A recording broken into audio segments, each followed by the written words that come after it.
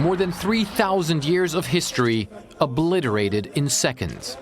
This video was released by ISIS. CNN cannot independently verify its authenticity, but it purports to show the radicals destroying Nimrud, one of the most important archaeological sites in Iraq. ISIS fighters used power tools to break down ancient statues, frescoes, and walls. These are remnants of the ancient Assyrian civilization. Nimrud used to be its capital. They stood since the 13th century BC and survived many wars, but were destroyed by the militants probably in less than a day.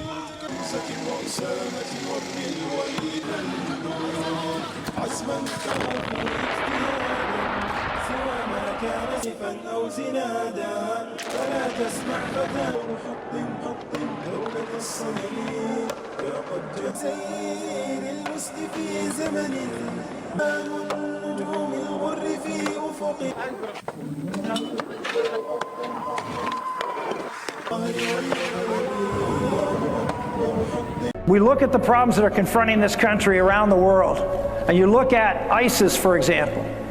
ISIS was created by Barack Obama. We have been allied with ISIS in Syria.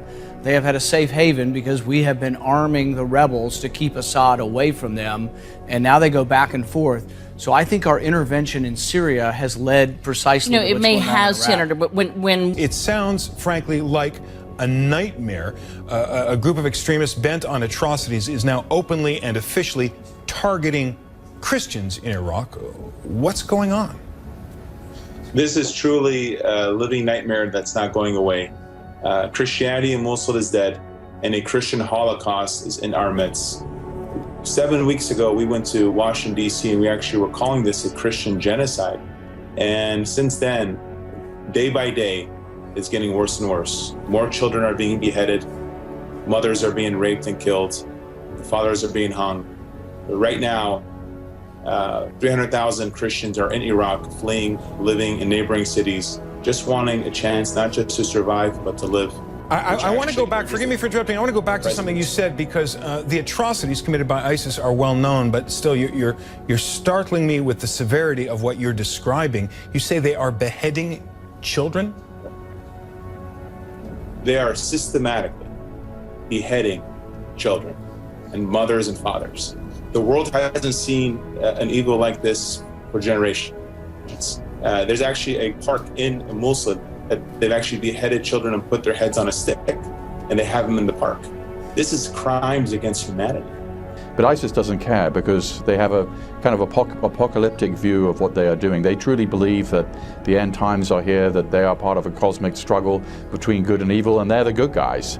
This is arguably the most successful terrorist group in history in terms of recruitment and land that it controls.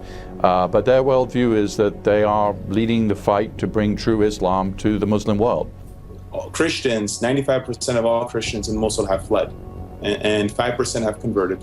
They've marked the red death stamp of ISIS on Christian homes, and basically saying, we know who you are, and if you come back, you will get killed. This is almost, I'm going to ask you, forgive me for interrupting, this is almost a kind of a plague out of biblical times. They're literally marking the doors of Christian homes? They are, and with the historian, with the letter N, to mark them as Christians. And that's why we're saying this is a Christian Holocaust within our midst, and the world community cannot turn a blind eye on something so tragic. So much of crimes are coming out. Children are being beheaded. Folks are being killed just because they're being Christian. And it's happening right now. Once again, acknowledging the atrocities of the crimes that have been committed by ISIS. Genocide is a very powerful word. Do you literally think that ISIS is trying to kill all of the Christians who fall in its hands? They're absolutely killing every Christian they see. This is a genocide in every sense of the word. And they want everyone to convert, and they want Sharia law to be the law of the land. And we're talking about a place where Christianity was founded over 1,800 years ago. They bombed the church last week. That was 1,800-year-old church. And they're systematically destroying churches. They've already bombed 6 churches in the area. And no one stopped them. Mark Arabo. speaking on behalf of the Christians of Iraq. Thanks so much for talking with us. Okay, with your expertise and experience, why do they go after the Christians? Well, look, in addition to fighting sort of a military campaign, ISIS has a really apocalyptic view of things. I mean, they look at this as the end of times. So this is not just a battle. They're not just carving out a territory. The world is effectively coming to an end. Islam is going to triumph, and everybody else is going to be annihilated. So when you really get down to the core of it, that's actually the way they think. Since the downfall of the country's longtime dictator, Muammar Gaddafi, 4 years ago, Libya's descended into a chaotic civil war. And in the lawlessness, ISIS has gained a foothold, seizing towns and cities. The group announced its arrival in Libya with trademark brutality. 2 videos showing the beheadings of Christians. Abdullah al-Fortia is a commander in Western Libya's security forces and told us ISIS is a cancer and Libya the weakened body it's invaded. Everywhere after the war, the country or like this, the government is not strong enough, and that time the people is coming. ISIS is coming. This type of people, ISIS is coming, yes, after the war. A senior US official told us that so far ISIS has fewer than 5,000 fighters in Libya and estimates that half of them came here from other countries. But in the few months they've been operating here, the extremists have made rapid gains. The president also, I think, is trying to find his footing to prepare America for probably some more beheadings. I mean, he has to be sober-minded about that. We might not know how he actually feels at this moment until years from now when he writes his memoirs. The future must not belong to those who slander the Prophet of Islam. All right, happening now, Iraqis fleeing 3 towns on the banks of the Euphrates River. There are new concerns that the river's water level is so low that ISIS fighters can just walk across and launch attacks. That's after ISIS militants, they shut off the gates of the Ramadi Dam. This new strategy presenting a major security and humanitarian threat. I mean, I've said this to leaders both in the Islamic and Arab world and to the world in general. This is a third world war by other means. The fact is that ISIS has a lot of momentum right now. So what we're dealing with is a central government that has, in essence, practically lost control over large sections of the country and large sections of its armed forces. It's a very dangerous situation to be in. From Fallujah and Ramadi in the west and Beiji and Mosul in the north, U.S. military officials privately acknowledge in these Sunni areas, ISIS has gained ground and is not on the defensive, as the Pentagon has publicly said. ISIS stockpile of captured weapons provided by the U.S. to the Iraqis is growing, Prime Minister Haider al-Abadi says. We lost around 2,300 Humvees in Mosul alone, and we are going to lose more tanks and Humvees. All of this raising urgency at the White House, the Pentagon, and the CIA about what happens if Abadi cannot win against ISIS. Bureaucratic red tape slowing down the air war against ISIS, according to an Air Force general and a fighter pilot we talked to.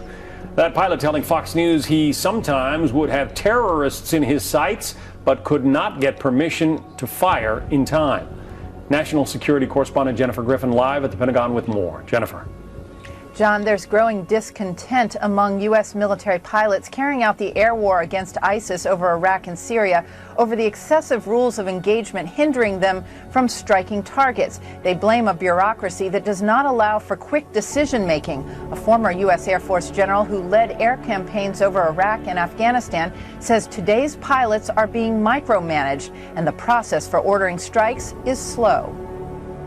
You're talking about hours in some cases, which by that time the particular tactical target has left the area and or the aircraft has run out of fuel. These are excessive procedures that are handing our adversary an advantage.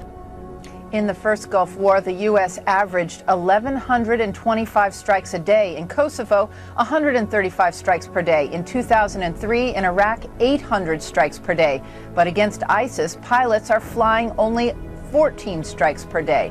One Navy F-18 pilot who's flown missions against ISIS voiced his frustration to Fox News. Quote, "There were times I had groups of ISIS fighters in my sights, but couldn't get clearance to engage. They probably killed innocent people and spread evil because of my inability to kill them. It was frustrating."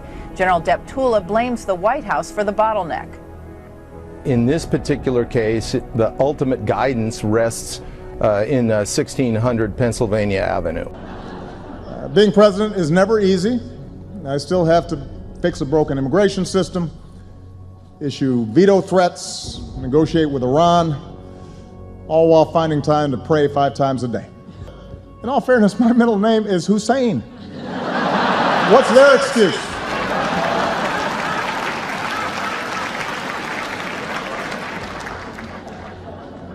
You know, as I think most Americans began to understand in the wake of September 11th, the difference between Sunni and Shia, I don't think many Americans would have assumed that at any point in the future we would be confronting both and losing, in effect, to both the Shia and the Sunni in the region. But that's precisely what's happening, isn't it? At least right now.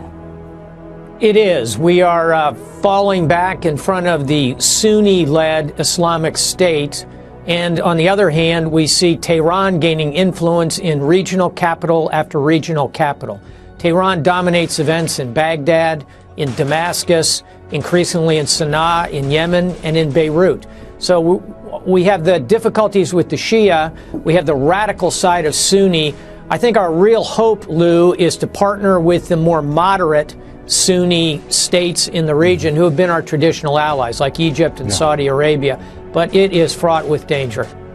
I don't recall an administration in which the American people were expected to blindly follow the policy of an administration that had not bothered to seek national consensus, nor partner with either the Senate or the House, or articulate for our world allies their vision of the world, the region, in which there is still a raging conflict 14 years since September 11th.